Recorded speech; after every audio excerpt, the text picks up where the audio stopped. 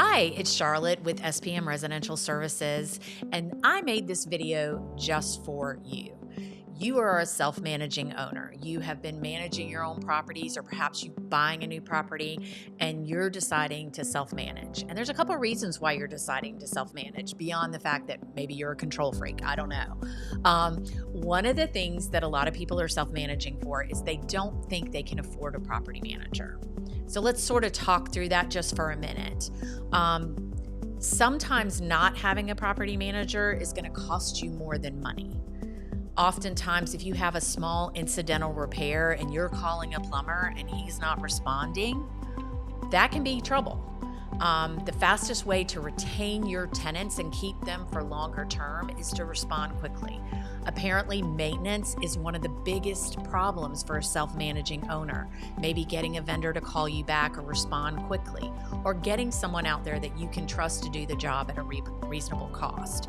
Here at SPM, we have vendors that are on standby waiting to work for us. They do a tremendous amount of work for us, and we're they'll come to us first kind of thing. So if there is a plumbing emergency or a roof repair emergency or something like that, not only do we have someone that's answering the phone 24 hours a day to respond to those emergencies, but we've got vendors on standby. They're going to respond quickly to keep your tenant happy. And apparently, like 70% of self-managing owners find maintenance to be one of the biggest challenges and hurdles and time-consuming things. You're on vacation and your tenant calls you with a huge problem and you're 3,000 miles away. That can make it tough to get that taken care of. The other thing is rent collection. How comfortable are you with having difficult conversations with tenants?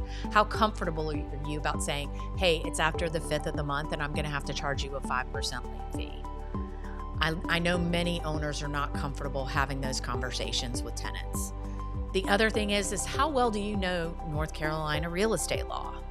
I tell the story and I laugh. It's not funny. He nearly got arrested because he went and changed the locks and everything on his tenant that he was evicting when it was not the proper time. That he needed to wait for the sheriff to come here and the items to be put out of the home. So I think it's really important that you know North Carolina real estate law, and we do. We're all licensed brokers, as all our property managers are as well. And advertising.